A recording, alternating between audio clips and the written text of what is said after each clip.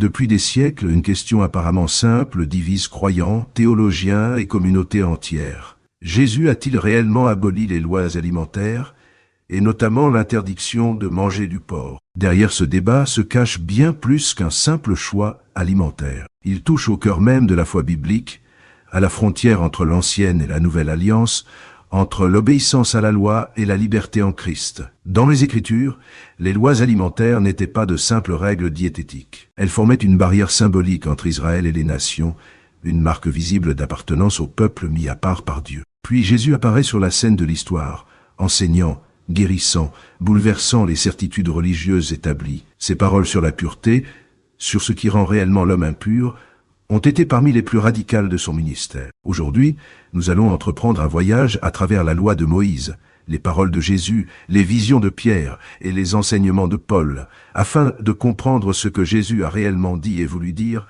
à propos de la nourriture. Cette exploration nous mènera bien au-delà du porc et des interdits alimentaires. Elle révélera le cœur du projet divin, une transformation intérieure, une foi vécue dans la liberté, l'amour et la sainteté véritable. Si tu veux plonger avec nous dans les mystères de la Bible, découvrir ce que les textes disent réellement au-delà des traditions et des idées reçues, abonne-toi dès maintenant à la chaîne et active la cloche de notification pour ne rien manquer. Pour comprendre l'enjeu des paroles de Jésus, il faut revenir au commencement. Lorsque Dieu libère Israël d'Égypte et conclut une alliance avec lui au Sinaï, il donne un ensemble de lois destinées à structurer chaque aspect de la vie du peuple. Ces lois ne concernaient pas seulement le culte, mais aussi le quotidien, les relations sociales, l'hygiène, la justice et l'alimentation. Dans le livre du Lévitique, Dieu interdit explicitement la consommation de certains animaux, parmi lesquels le porc, pourtant doté d'un sabot fendu mais ne ruminant pas. Cette interdiction n'était ni symbolique ni facultative. Elle était présentée comme un commandement divin. Ces lois alimentaires faisaient partie de la kashrut,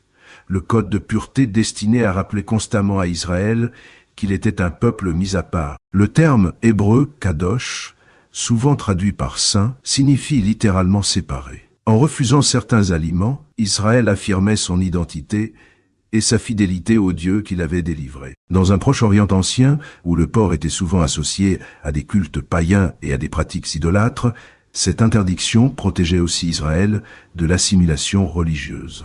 Cependant, ces lois n'avaient jamais été une fin en soi. Les prophètes rappellent régulièrement que l'obéissance extérieure n'a de valeur que si elle reflète un cœur tourné vers Dieu. Déjà, l'Ancien Testament annonce qu'une alliance nouvelle viendra transformer le cœur de l'homme, et non seulement ses comportements. Lorsque Jésus commence son ministère, il s'adresse à un peuple profondément attaché à ses traditions.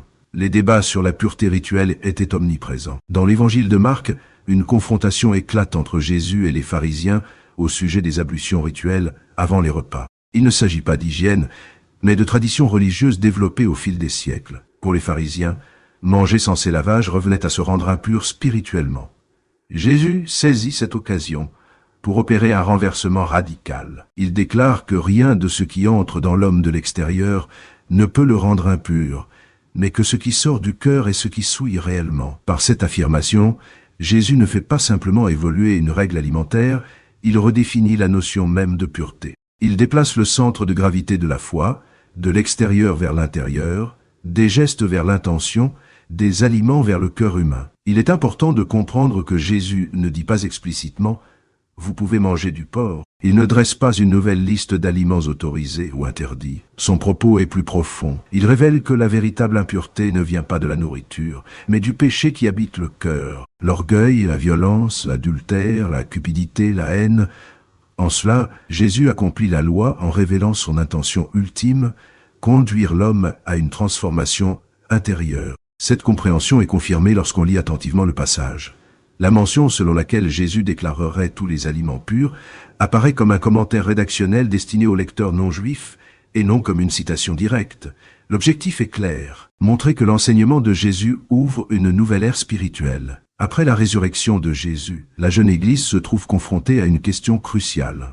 Les non-juifs doivent-ils observer les lois alimentaires pour suivre le Christ? C'est dans ce contexte que survient la vision de Pierre rapportée dans le livre des Actes. Pierre voit une nappe descendre du ciel, remplie d'animaux impurs selon la loi, et une voix lui ordonne de manger. Horrifié, Pierre refuse, affirmant n'avoir jamais mangé quoi que ce soit d'impur. La réponse divine est sans équivoque. Ce que Dieu a déclaré pur, l'homme ne doit pas le considérer comme impur. Pourtant, le texte précise que Pierre est perplexe quant au sens de cette vision. Ce n'est qu'en rencontrant le centurion romain Corneille qu'il comprend le message. Dieu ne fait pas exception de personne. Les païens, autrefois considérés comme impurs, sont désormais accueillis dans le peuple de Dieu par la foi en Jésus-Christ. La vision ne concerne donc pas en premier lieu la nourriture, mais les êtres humains. Elle marque la fin de la séparation spirituelle entre juifs et non-juifs. La pureté n'est plus définie par l'appartenance ethnique ou par l'observance des lois rituelles, mais par la foi et la grâce divine. L'apôtre Paul développera cette compréhension avec une profondeur théologique remarquable. Dans ses lettres, il affirme que rien n'est impur en soi, mais que tout dépend de la conscience de celui qui mange. La nourriture n'a aucun pouvoir spirituel intrinsèque. Elle ne rapproche ni n'éloigne de Dieu. Ce qui compte, c'est la foi agissant par l'amour. Paul insiste cependant sur un équilibre essentiel. La liberté chrétienne ne doit jamais devenir une occasion de chute pour autrui. Si manger un certain aliment trouble la conscience d'un frère ou d'une sœur, l'amour commande de s'abstenir. Ainsi, la liberté en Christ n'est pas une licence pour faire tout ce que l'on veut, mais une invitation à vivre dans la responsabilité, la compassion et le respect mutuel. Lors du Concile de Jérusalem, les apôtres décident de ne pas imposer aux croyants d'origine païenne le fardeau des lois alimentaires mosaïques. Ils demandent seulement de s'abstenir de pratiques directement liées à l'idolâtrie et à l'immoralité, afin de préserver l'unité et la paix au sein de l'Église. Cette décision confirme que les lois alimentaires avaient un rôle temporaire et pédagogique, préparant l'avènement du Christ épice. Dans ses lettres, Paul explique que ces prescriptions étaient des ombres, annonçant une réalité plus grande, le Christ lui-même. Avec sa mort et sa résurrection, le mur de séparation est tombé. La sainteté ne se mesure plus à ce que l'on mange, mais à la manière dont on aime, sert et glorifie Dieu. Ainsi, la question du porc devient secondaire face à la réalité centrale de l'Évangile. Le croyant est appelé à vivre dans la gratitude, à reconnaître que toute nourriture est un don de Dieu, sanctifié par la prière et l'action de grâce. Mais il est aussi appelé à écouter sa conscience et à respecter celle des autres. Alors, que disait réellement Jésus à propos du porc? La réponse biblique est plus nuancée qu'un simple oui ou non. Jésus n'a pas aboli les lois alimentaires par un décret explicite, mais il a révélé leur sens profond et leur accomplissement. Il a montré que la véritable pureté ne dépend pas de ce qui entre dans la bouche, mais de ce qui habite le cœur. La nouvelle alliance ne repose pas sur des interdits alimentaires, mais sur une transformation intérieure opérée par la foi en Christ. La nourriture devient moralement neutre, tandis que l'amour, la gratitude et la conscience deviennent les véritables critères spirituels. Le croyant est libre, mais cette liberté est encadrée par l'amour et le souci de l'autre. Au fond, la question n'est pas de savoir ce qu'il y a dans notre assiette, mais ce qu'il y a dans notre cœur. Vivons-nous dans la reconnaissance? Marchons-nous dans l'amour?